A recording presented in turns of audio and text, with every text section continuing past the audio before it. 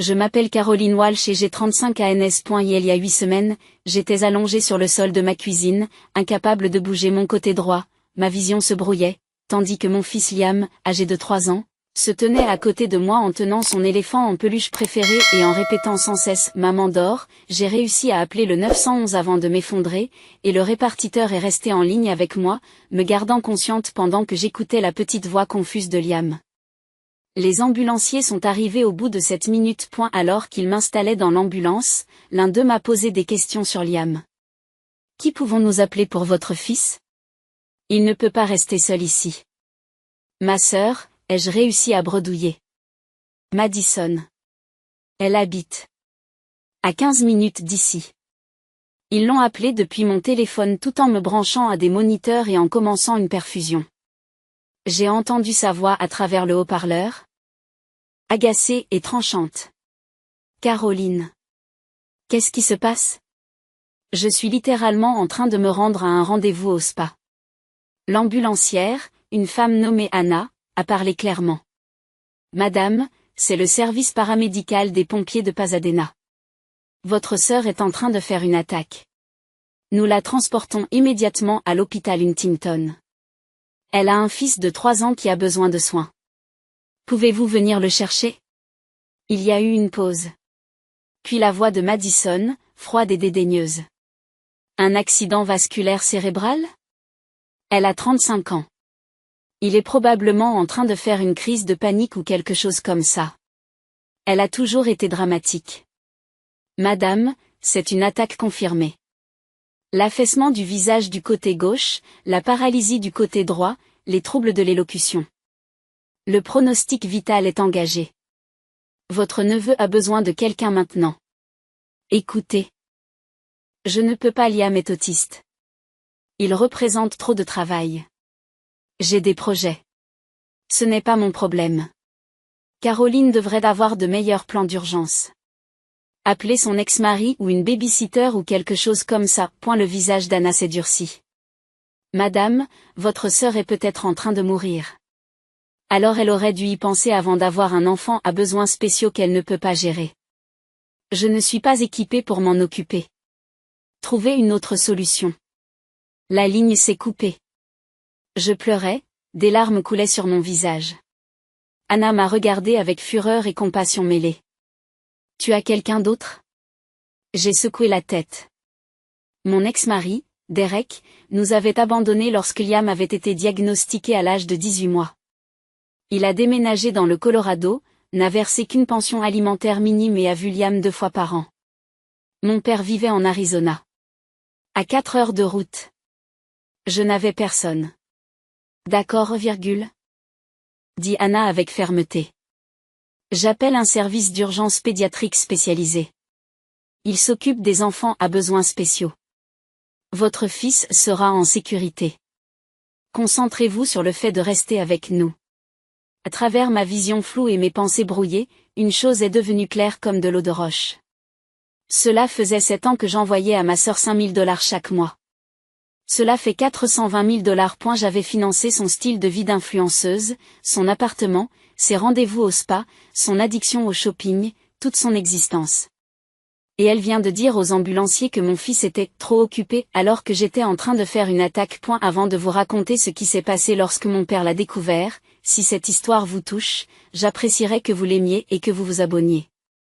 Mais seulement si vous vous sentez vraiment concerné. Maintenant. Laissez-moi vous raconter comment j'ai fini par financer la vie Instagram perfectionnée de ma sœur alors qu'elle ne pouvait pas se donner la peine d'aider quand ma vie s'effondrait. Madison et moi étions proches. En grandissant, elle était la plus amusante. Belle, charismatique, toujours au centre de l'attention. J'étais le responsable.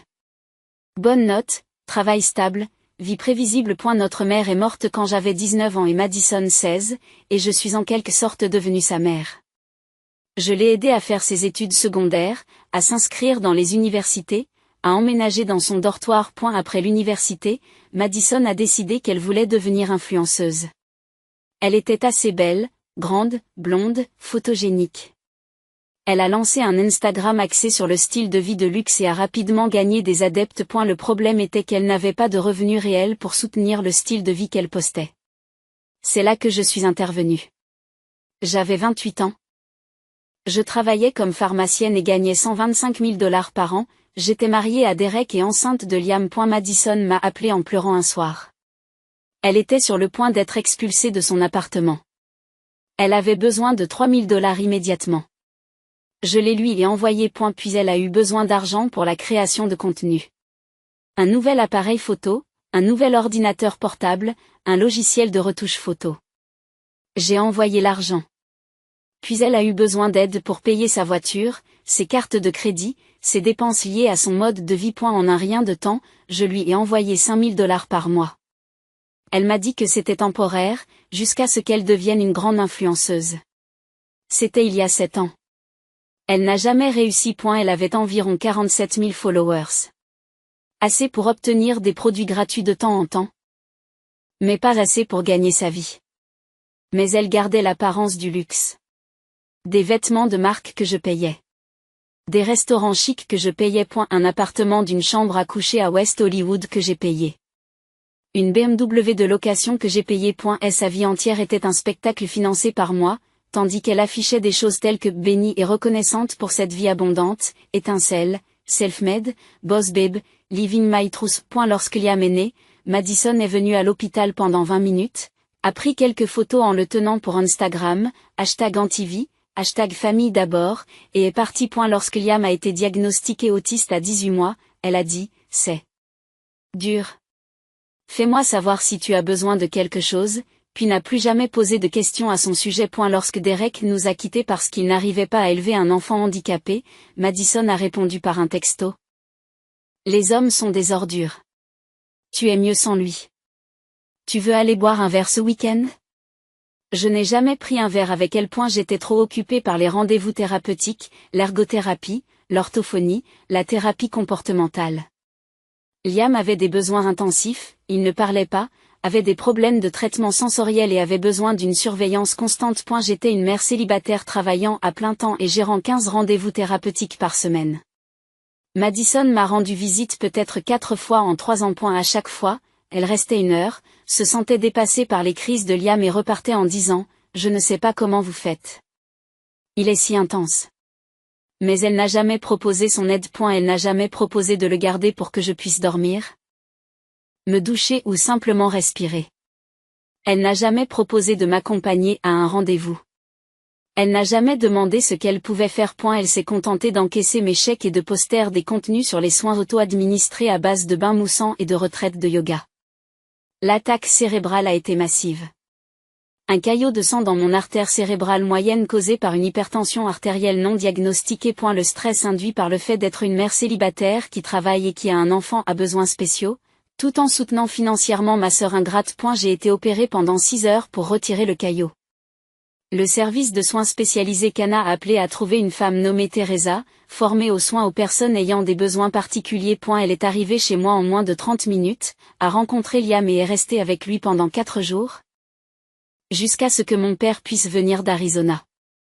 La facture des soins d'urgence spécialisés s'est élevée à 6 240 $. Cela valait chaque centime pour savoir que Liam était en sécurité et soigné par quelqu'un qui comprenait vraiment ses besoins. Madison n'a pas appelé l'hôpital. Elle n'a pas envoyé de texto. Elle n'a pas pris de nouvelles de Liam. Elle n'a rien fait. Depuis mon lit d'hôpital, avec une paralysie partielle du côté droit et une élocution encore difficile, j'ai ouvert mon application bancaire de la main gauche et j'ai annulé le transfert automatique.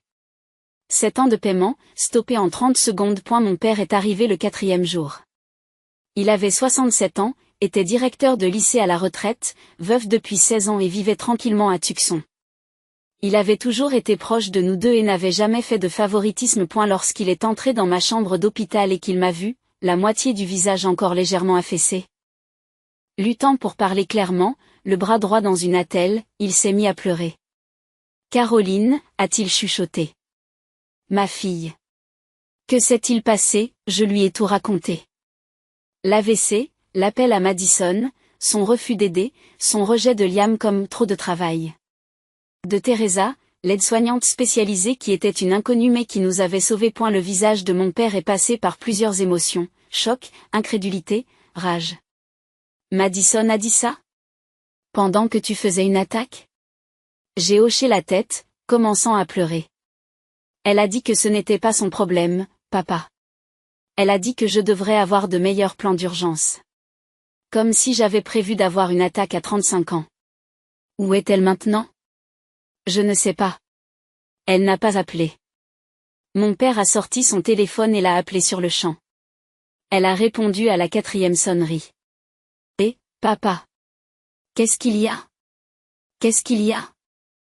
La voix de mon père tremblait de fureur. Ta sœur a eu une attaque cérébrale il y a 4 jours. Elle est à l'hôpital, partiellement paralysée. Où es-tu? Oh, oui, j'en ai entendu parler. Comment va-t-elle? Comment va-t-elle? Madison, tu as été appelé pour aider Liam pendant l'urgence. Tu as refusé. Tu as dit aux ambulanciers que ton neveu était trop occupé. Il y a eu une pause. Papa, tu ne comprends pas, Liam est vraiment difficile. Il a des crises et des besoins particuliers. Je ne suis pas formée pour ça.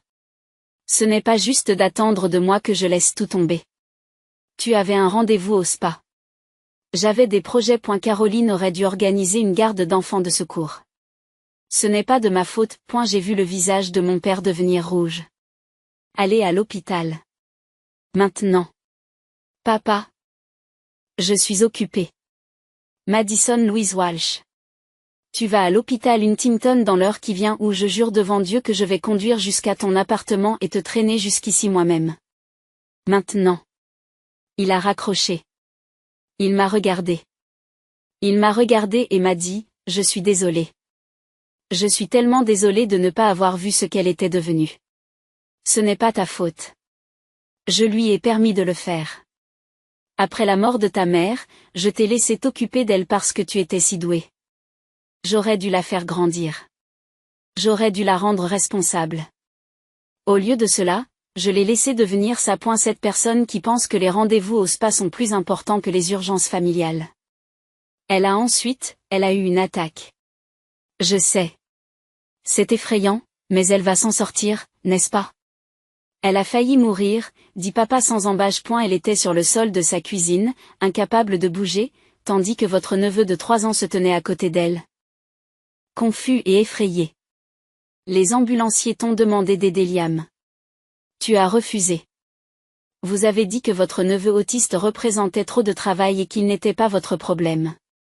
Je n'ai fait qu'être honnête. Tu as été égoïste. La voix de papa s'élève. Tu as été la personne la plus égoïste, la plus ingrate que j'ai jamais vue. Ta sœur a failli mourir et tu n'as pas pu te déranger pour un après-midi. Papa, tu ne comprends pas ce que c'est avec Liam. Il n'est pas comme les enfants normaux. J'ai passé 4 jours avec lui. Papa s'écrie, 4 jours. Ton père de 67 ans, qui a une mauvaise hanche et qui n'a pas reçu de formation spéciale, s'est débrouillé en 4 jours. Teresa, l'aide-soignante, m'a appris ses habitudes, ses objets de confort, ses méthodes de communication. Elle m'a fallu une soirée pour apprendre. Vous n'avez pas pu vous passer d'un après-midi. La lèvre de Madison tremble. Ce n'est pas juste. Juste. Tu veux parler d'équité? Mon père a sorti son téléphone et a trouvé quelque chose. Caroline, combien d'argent as-tu envoyé à Madison chaque mois? J'ai regardé Madison. Son visage était devenu pâle. Papa, c'est privé. 5 000 $, ai-je dit à voix basse. Chaque mois depuis 7 ans. Les mains de mon père tremblaient tandis qu'il faisait les calculs sur son téléphone. 420 000 $. Caroline vous a envoyé 420 000 $ au cours des 7 dernières années. Tout en travaillant à plein temps, en élevant seul un enfant à besoins spéciaux, en gérant 15 rendez-vous thérapeutiques par semaine. Elle a financé tout votre mode de vie. La bouche de Madison s'ouvre et se ferme.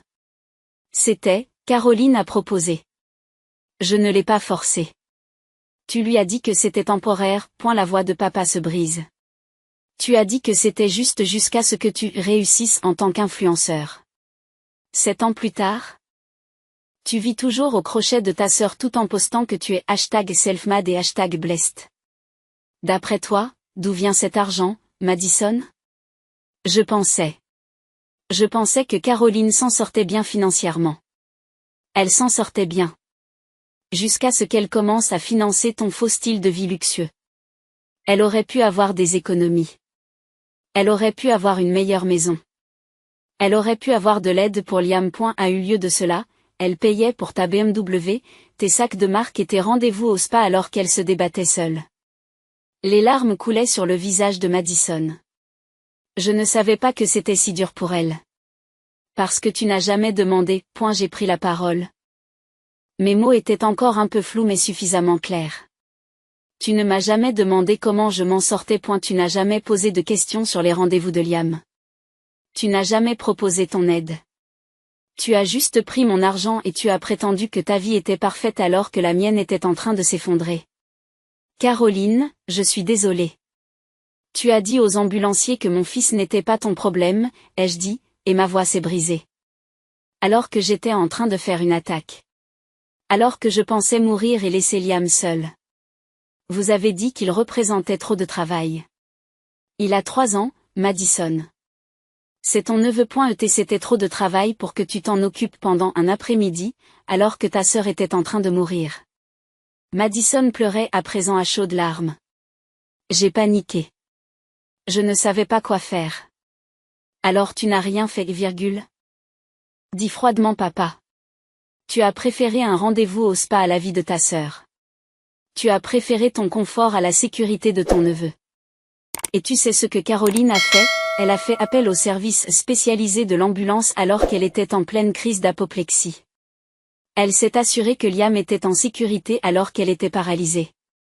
Elle est plus un parent quand elle est mourante que tu ne l'as jamais été quand tu étais en bonne santé. Je sais que j'ai fait une erreur. Tu ne t'es pas trompé. Tu as montré qui tu étais.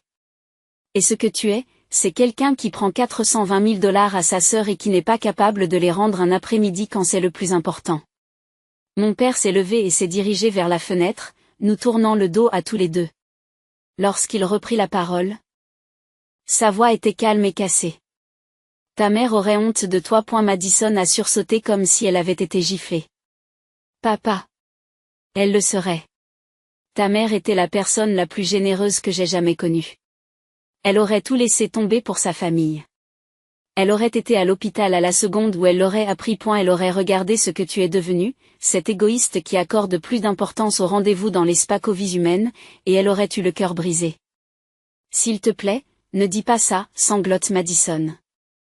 J'ai passé 16 ans à vous dire que l'héritage de votre mère était l'amour et la famille. Caroline l'a vécu. Elle a tout donné à tout le monde, y compris à vous. Vous avez craché dessus. Vous avez craché sur la mémoire de votre mère, sur les sacrifices de votre sœur et sur les besoins de votre neveu. Tout ça pourquoi? Des likes sur Instagram. Tu ne peux plus faire ça. Je ne peux pas financer ta vie alors que tu n'as même pas pu m'aider avec la mienne.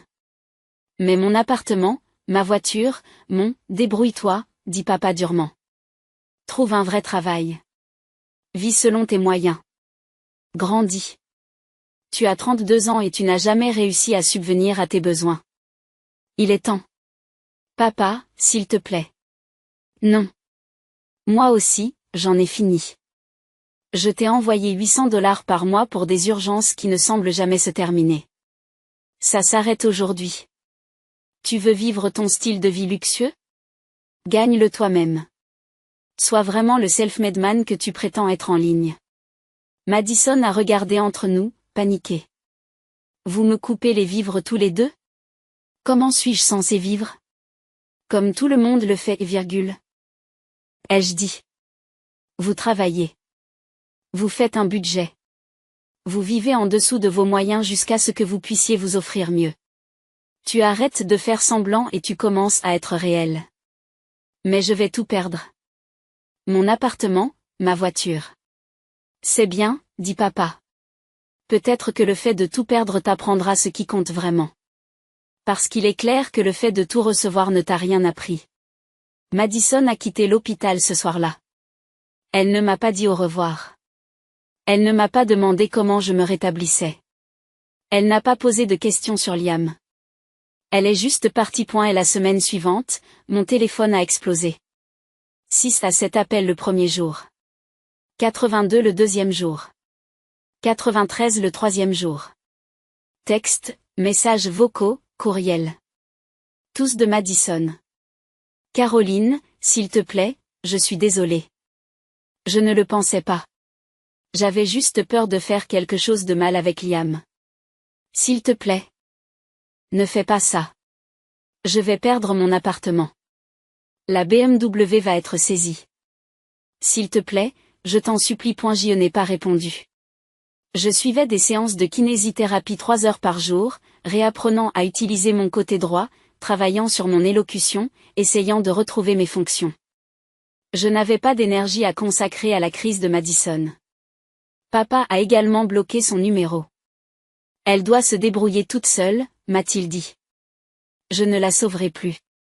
Je suis restée à l'hôpital pendant 12 jours au total. Quand je suis sortie, je suis rentrée chez moi et j'ai trouvé ma maison transformée. Mon père était resté avec Liam et il avait organisé la maison pour mon rétablissement. Des barres d'appui dans la salle de bain. Une rampe d'accès pour les fauteuils roulants à la porte. L'emploi du temps de Liam et les informations relatives à sa thérapie ont été imprimées et affichées. Teresa m'a aidé, explique papa. Elle est formidable. Elle m'a donné un cours accéléré sur les besoins et les habitudes de Liam. Elle m'a dit que tu faisais un travail incroyable avec lui. Liam a couru vers moi, sa version de la course, qui était plutôt un traînage enthousiaste, et a appuyé son éléphant sur mes genoux. Maman à la maison, a-t-il dit clairement. 2 mots. Il n'avait jamais prononcé ces 2 mots ensemble auparavant. J'ai commencé à pleurer. Papa s'est mis à pleurer. Même Teresa, qui était passée nous voir, s'essuyait les yeux. Tu lui as tellement manqué, a dit mon père. Tous les soirs, il montrait ta chambre et disait maman. Je lui disais que tu allais mieux et que tu rentrais bientôt à la maison. Et regarde-le, dit-il, une phrase de 2 mots. Caroline, c'est énorme. C'est énorme. Cela faisait 6 mois que nous travaillions sur des combinaisons de 2 mots, sans succès. Les traumatismes peuvent parfois déclencher des percées, a déclaré Teresa avec gentillesse. Il avait peur, mais il était aussi motivé. Il voulait sa maman. Cette motivation l'a aidé à trouver les mots. J'ai tenu Liam pendant qu'il s'accrochait à son éléphant et j'ai réalisé quelque chose. C'était ma famille. Ce petit garçon qui avait besoin de moi. Ce père qui a tout laissé tomber pour m'aider. Cette gentille étrangère qui s'était occupée de mon fils comme s'il était le sien. Voilà à quoi ressemblait vraiment une famille. Pas une sœur qui prenait de l'argent et ne donnait rien. Pas un ex-mari qui nous a abandonnés. Pas des gens qui n'étaient là que de nom. La vraie famille se présente. La vraie famille apprend. La vraie famille essaie. 3 semaines après mon accident vasculaire cérébral, je suivais une thérapie physique ambulatoire. Mon élocution était presque revenue à la normale. Mon côté droit s'améliorait de jour en jour. Je pouvais marcher sans aide, même si je me fatiguais encore facilement. Mon père était resté en Californie, louant un appartement ou moi à proximité pour pouvoir aider Liam. J'aurais dû être là depuis le début, ne cessait-il de répéter. J'aurais dû savoir à quel point c'était difficile pour toi. Tu es là maintenant, lui ai-je dit. C'est ce qui compte. Un après-midi, on a frappé à ma porte. J'ai regardé par le Judas et j'ai vu Madison debout. Elle avait une mine épouvantable. Elle n'était pas maquillée, avait les cheveux en queue de cheval, portait un jean et un t-shirt au lieu de vêtements de marque. J'ai failli ne pas répondre, mais papa était là et il a hoché la tête. Laisse-la entrer. Écoutons ce qu'elle a à dire. J'ai ouvert la porte. Madison m'a regardé et s'est mise à pleurer immédiatement. Caroline. Goutte, tu as l'air d'aller beaucoup mieux. J'étais si inquiète. Non, tu ne l'as pas été, ai-je dit catégoriquement. Tu t'es inquiété pour ton appartement et ta voiture. Pas pour moi. Ce n'est pas vrai. J'ai été terrifiée. Quand papa m'a dit à quel point l'attaque était grave, à quel point tu étais à 2 doigts de mourir. Elle s'est effondrée en sanglots. Je n'arrête pas d'y penser. J'ai failli te perdre. Liam a failli te perdre. Et je n'étais pas là. J'ai préféré un rendez-vous au spa plutôt que d'être là quand tu avais besoin de moi. Oui. Tu l'as fait. Je sais que s'excuser n'est pas suffisant. Je sais que je ne peux pas défaire ce que j'ai fait. Mais il faut que tu saches que je me fais aider. Je suis une thérapie. J'essaie de comprendre pourquoi je suis devenue si égoïste, pourquoi je n'ai pas su voir au-delà de ma propre vie à quel point tu étais en difficulté. D'accord, ai-je dit d'un ton neutre. J'ai trouvé un travail. Un vrai travail. Je gère les médias sociaux pour une petite entreprise. Le salaire est de 48 000 $ par an. J'ai emménagé dans un studio à Glendale que je peux vraiment m'offrir. J'ai rendu la BMW et j'ai acheté une Honda d'occasion. Je vends tous les vêtements de marque que j'ai achetés avec ton argent. C'est bien. J'essaie d'être meilleure. J'essaie d'être la sœur que tu méritais depuis le début. La tante que Liam mérite. Je sais que je ne peux pas rattraper les 7 années où j'ai profité de toi. Je sais que je ne peux pas revenir sur ce que j'ai dit à propos de Liam. Mais je veux essayer. Si tu me laisses faire. J'ai regardé mon père. Il a haussé les épaules. C'est à toi de décider, Caroline. J'ai regardé Madison. Je l'ai vraiment regardée. Elle avait l'air différente. Plus petite en quelque sorte. Humble. Comme si elle avait été brisée et qu'elle essayait de se reconstruire en quelque chose de meilleur. Tu m'as fait du mal, ai-je dit à voix basse. Pas seulement ce jour-là, mais pendant des années. Tu as pris mon argent et tu ne m'as rien donné. Tu as traité Liam comme s'il était un fardeau au lieu d'une bénédiction. Tu m'as donné l'impression que j'étais toute seule parce que j'étais toute seule. Tu n'étais pas là. Je sais. Et le pire? J'ai continué à donner. J'ai continué à envoyer de l'argent parce que je pensais que c'était ça l'amour. Je pensais que si je donnais assez, tu finirais par t'intéresser à moi comme je m'intéresse à toi. Mais tu ne l'as jamais fait. Je m'intéressais à toi. Je l'ai juste montré terriblement. Je l'ai montré en prenant parce que c'était plus facile que d'être présent. Pourquoi? J'ai demandé. Pourquoi ne pouvais-tu pas être là pour moi? Madison s'est assise lourdement sur mon canapé. Parce qu'être là signifiait reconnaître à quel point ta vie était difficile.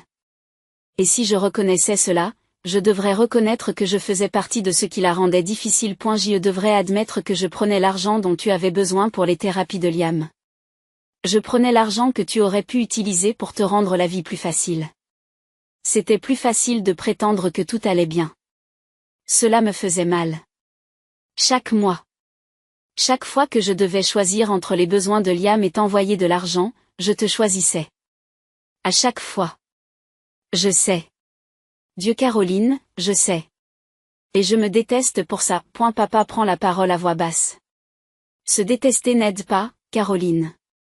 Changer de comportement aide, Caroline. Tu as raison. Madison s'essuie les yeux. Je veux aider Liam. Vraiment aider. Je veux apprendre comment l'aider dans ses routines, ses besoins, ses méthodes de communication. Je veux être une tante sur laquelle il peut compter. Mais je comprends que tu ne me fasses pas confiance. Je comprends que tu ne veuilles plus jamais me revoir. J'ai regardé Liam, qui jouait avec ses blocs à l'autre bout de la pièce, complètement inconscient du drame des adultes. Il méritait une tante qu'il aimait. Il méritait une famille. Voilà ce qui va se passer, ai-je dit lentement. Tu vas venir avec moi à l'une des séances de thérapie de Liam. Vous allez apprendre ce que signifie l'autisme, quels sont ses besoins, comment le soutenir. Vous allez voir à quoi ressemble ma vie quotidienne. FAE. Oui. Je vais le faire. Alors vous allez commencer à venir une fois par semaine. Pour 1 heure. Tu vas passer du temps avec Liam pendant que je supervise. Tu vas apprendre à être avec lui, à l'aider, à être utile. Je peux faire ça. Et si tu te défiles?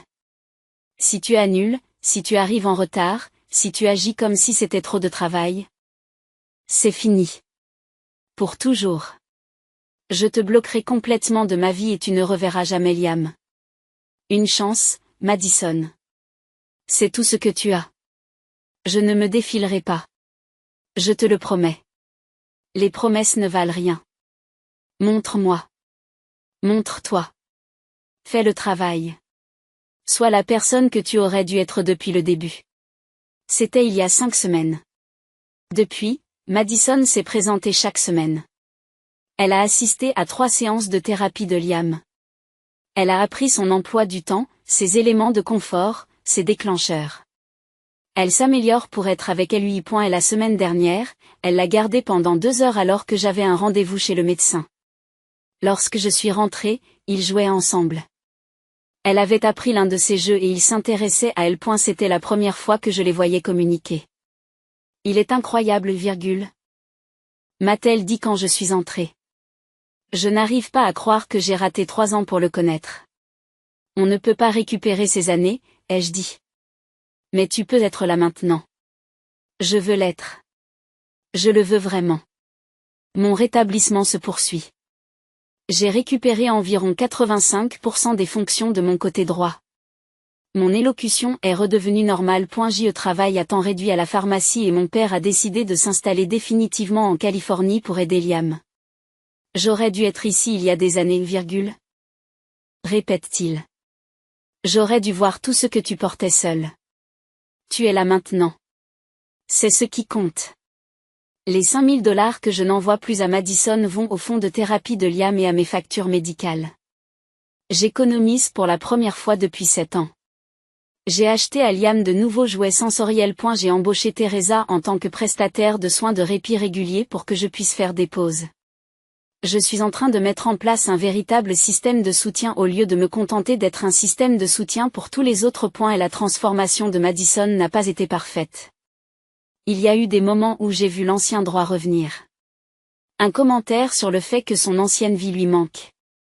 Un regard nostalgique sur les boutiques de créateurs.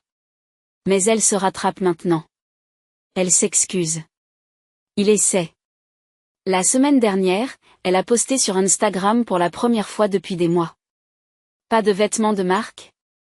Pas de style de vie luxueux. Juste une simple photo d'elle et de Liam jouant au bloc avec une légende qui disait « 3 ans de retard, mais j'apprends enfin ce que cela signifie d'être l'anti-maman de cet enfant incroyable. » L'autisme ne fait pas peur et ne demande pas trop d'efforts. C'est juste différent. La différence est belle. Merci à ma sœur de m'avoir donné une chance que je ne méritais pas. #actuistique #antlif10douangt.bt. Le message a obtenu environ 200 likes, soit une fraction de ce que son contenu de luxe avait l'habitude d'obtenir. Mais elle semblait sincèrement heureuse. J'ai maintenant de vrais adeptes, m'a-t-elle dit. Des gens qui s'intéressent vraiment à la substance, et pas seulement à des choses superficielles. C'est bien, ai-je répondu. Le vrai est meilleur que le faux. Cela a toujours été le cas. C'est juste que je ne pouvais pas le voir. Aujourd'hui, 10 semaines après mon AVC. Je suis assise dans mon jardin et je regarde papa pousser Liam sur la balançoire. Liam rit, de ce rire magnifique et pur qu'il a lorsqu'il est vraiment heureux. Madison est là aussi, elle aide papa à préparer les collations et les boissons, elle apprend à se rendre utile. Ce n'est pas la famille que je pensais avoir. Elle est plus petite. Elle a été brisée et reconstruite. Elle est imparfaite. Mais elle est réelle. Les gens se présentent. Les gens essaient. Les gens apprennent. Hier, mon père m'a pris à part et m'a dit quelque chose que je n'oublierai jamais. Ta mère avait l'habitude de dire que la vraie famille n'est pas une question de perfection. Il s'agit de se montrer quand c'est difficile. Madison a finalement appris cette leçon. Cela lui a coûté tout ce qu'elle pensait être important pour l'apprendre. Mais elle a appris. Tu penses qu'elle va s'y tenir, ai-je demandé. Je pense qu'elle a suffisamment peur de te perdre à nouveau pour essayer. Et essayer. C'est tout ce qu'on peut demander. Elle a raison. Madison ne récupérera jamais cette année. Elle n'effacera jamais ce qu'elle a dit à propos de Liam. Elle ne pourra jamais réparer la douleur qu'elle a causée. Mais elle est là maintenant. Bernie. En train d'essayer. Elle se montre. Et peut-être que c'est suffisant. Peut-être que cela doit être suffisant. Voici ce que j'ai appris à travers tout cela. Vous pouvez tout donner à des gens qui ne vous donnent rien en retour, mais votre corps finira par vous forcer à arrêter. Le mien m'a forcé à arrêter en s'arrêtant littéralement. L'attaque a été mon corps qui m'a dit « ça suffit ». Se séparer d'une famille toxique n'est pas toujours permanent si elle est prête à changer. Mais la clé, c'est la volonté. Madison a dû tout perdre pour y parvenir. Certaines personnes n'y parviennent jamais. J'ai dépensé 420 000 dollars pour essayer de soutenir ma sœur alors qu'elle ne pouvait pas me soutenir pendant un après-midi. Ce calcul n'a pas fonctionné. Cette relation n'a pas fonctionné. Aujourd'hui, je consacre cet argent à mon fils, à mon rétablissement et à ma vie. Madison passe son temps à apprendre à être un véritable membre de la famille plutôt qu'un simple nom de famille. C'est une meilleure équation. Laissez-moi un commentaire et dites-moi d'où vous regardez. Si vous avez été la personne à qui tout le monde demande de l'aide mais pour qui personne ne se présente, sachez ceci. Ce n'est pas égoïste d'arrêter de donner à des gens qui ne font que prendre. C'est une question de survie. Parfois, les gens ont besoin de vous perdre pour apprendre votre valeur. Parfois, ils apprennent. Parfois, ils n'apprennent pas quoi qu'il en soit. Vous méritez des gens qui se montrent quand c'est difficile, et pas seulement quand c'est pratique. Ma sœur a finalement appris cette leçon. Cela lui a presque tout coûté. Mais elle a appris.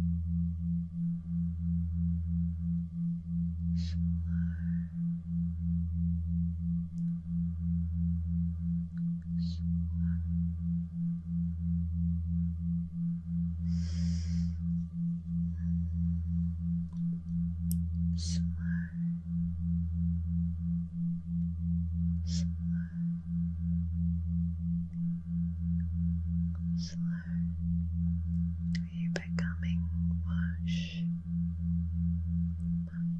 melting away at those brain cells.